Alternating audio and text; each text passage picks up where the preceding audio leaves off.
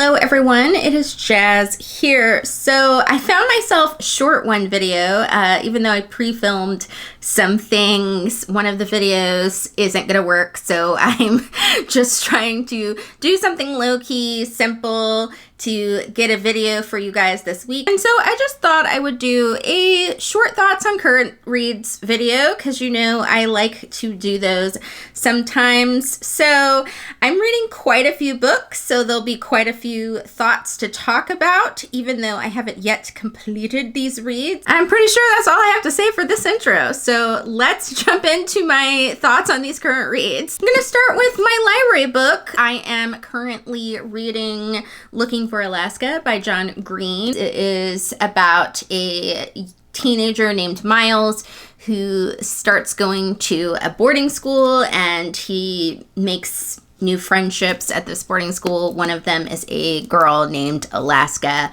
who has sort of an air of mystery about her. So my mom has read this book. I wanted to give it a go because she really enjoyed it, and I've had some friends that have really enjoyed this one. So checked it out at the library, and I really am enjoying the characters in this. I also think that this may have some dark things that are definitely coming up. I'm pretty sure I've been spoiled on an element of this book, but regardless of the spoiler, I don't really know how it happens. So I do know that there is maybe some sadness coming up in the book, but so far it's mostly been just, you know, the mystery of Alaska, like her vibe, and also the friendships and some like interesting humor about it, and also just kind of the dichotomy of the kids at the boarding school, how some of them are really wealthy and some of them are not,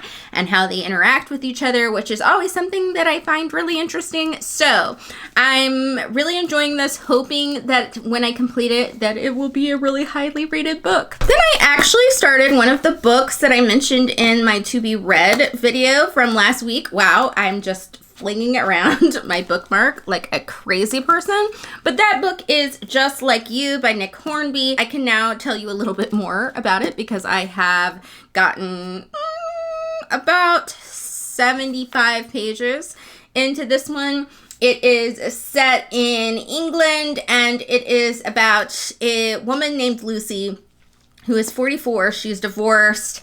There is so far some intriguing stuff with her husband because she's divorced because her husband was an addict, and she has 2 kids, and she ends up meeting this 22-year-old man. They're kind of building up a friendship that I think will turn into just this interesting age gap romance. But currently, I think these 2 people are just trying to meet someone that's their own age, and it's not quite like going as planned. I am enjoying this. The humor in it is quite good. I haven't really read anything that has like a romantic couple by this author. I've always read his books that were more like unlikely friendship books. So I'm really intrigued to see how it continues to be handled. It is really amusing, but I'm not quite sure overall what I'm going to think about a romance type book by this author. I definitely think it's gonna get a fairly high rating, but I don't know if it's gonna be a 5-star yet. I gotta continue reading. I guess I'll start on all the ebooks now. So I'm reading 3 ebooks.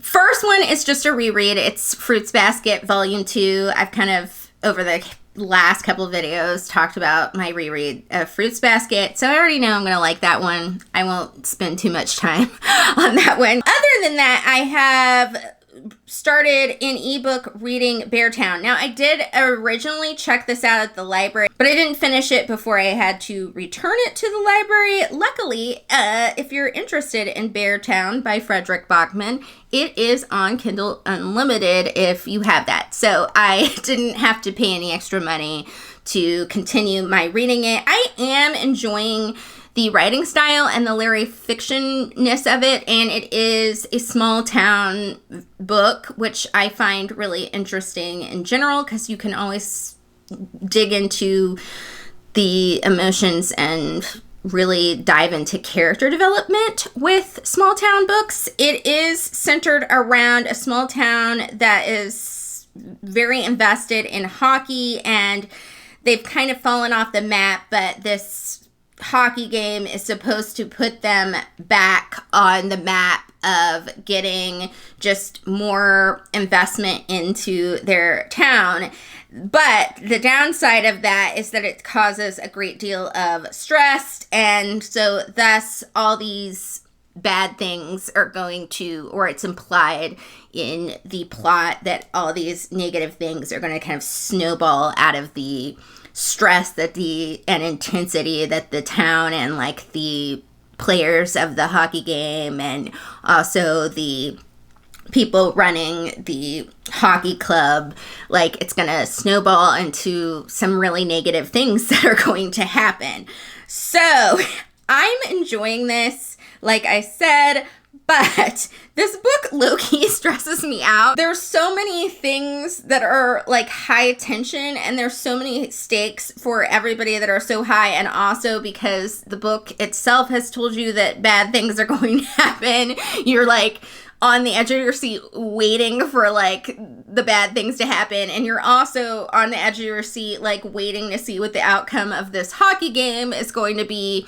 I have gotten past the hockey game part, so I feel like one of those band-aids has been ripped off, but I was just like, it makes me anxious for the band-aids of like the bad stuff to be ripped off, because the lead up is really actually well planned. It means the author is doing well at building tension, which I definitely appreciate, and I do of course really like the character development. I could see why people enjoy this author. I'm very intrigued to see where this goes, and it is a translated work, which is also awesome. Hopefully I end up liking Beartown enough to continue on with the other two books in the series, but for now I'm just on the edge of my seat, occasionally picking this one up because I'm sometimes not in the mood to be stressed, but when I'm in the mood for a strong sense of tension, I picked this one up. Third ebook that I'm reading is actually a narrative poem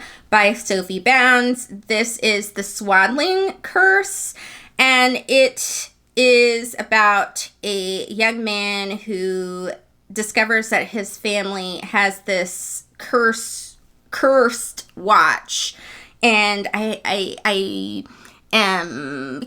think on like part 3 of this narrative poem. It's a little bit longer than the last narrative poem that I read by this author, and I am kind of going through it slowly, even though it's a very short read because I am reading so many other books. But when I pick it up, I am really enjoying it. I am intrigued to see where this curse element is going to go, how this character is going to stop the curse. For a very short narrative poem, so far I am enjoying the journey on this one. Let's talk audiobooks. So my current audiobook is Between Us by Mahari McFarlane. I'm never sure if I'm saying that author's name right. The story of this one so far has been that the main character, Rasheen, she has been in a 10-year relationship with her boyfriend. He is a writer for television. He's gotten really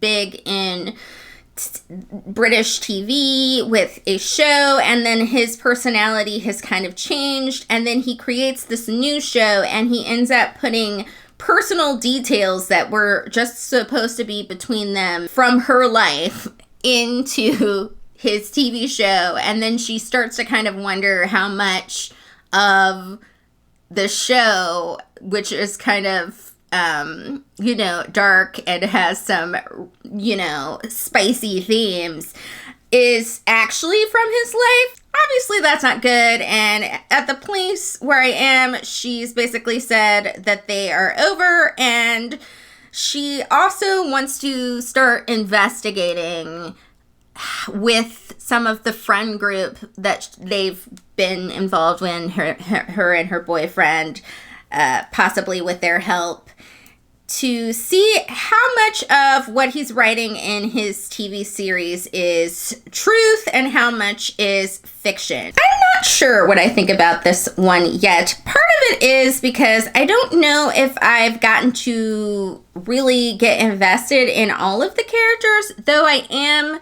for the most part, very invested in the main character. So I guess that's fine as long as you're invested in the main character. I think what it is that it took a really, really long time to kind of get to the selling point of the book, which was the leading up breakup because of the TV series element. And part of that was because this main character is so involved with a large friend group, and a lot of the dynamic of the story is based on the dynamics of this friend group. So I'm thinking the reason I'm not quite so sure about how I feel about this book is because I am unsure where it's really going to go, or if it's going to have kind of a slow build, because it did take a really long time. Like, it took like 20 chapters, and they were short chapters to get to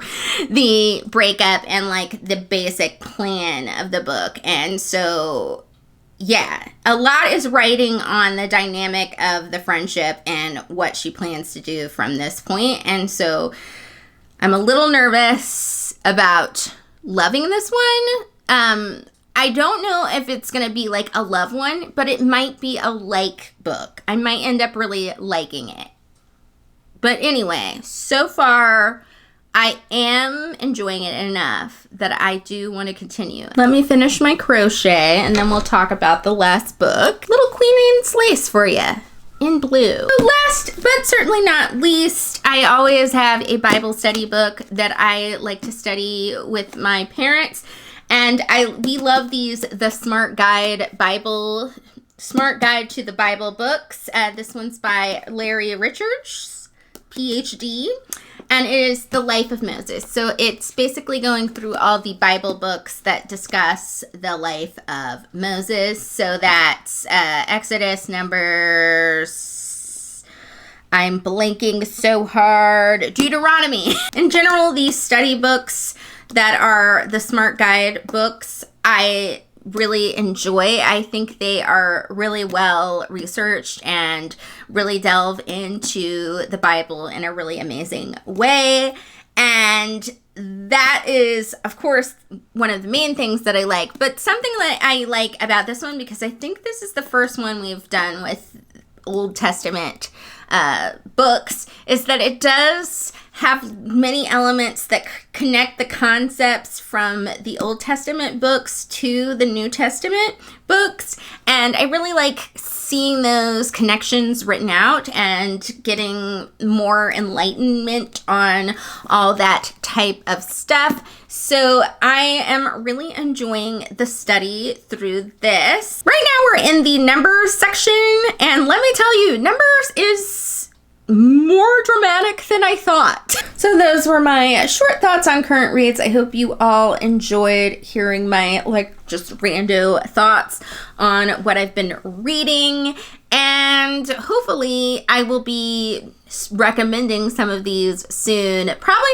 not for February's recommendations, but definitely for March's recommendations, because I'm hoping to finish a bunch of these in March. That is it for the day, my fabulous people. See you later. Bye.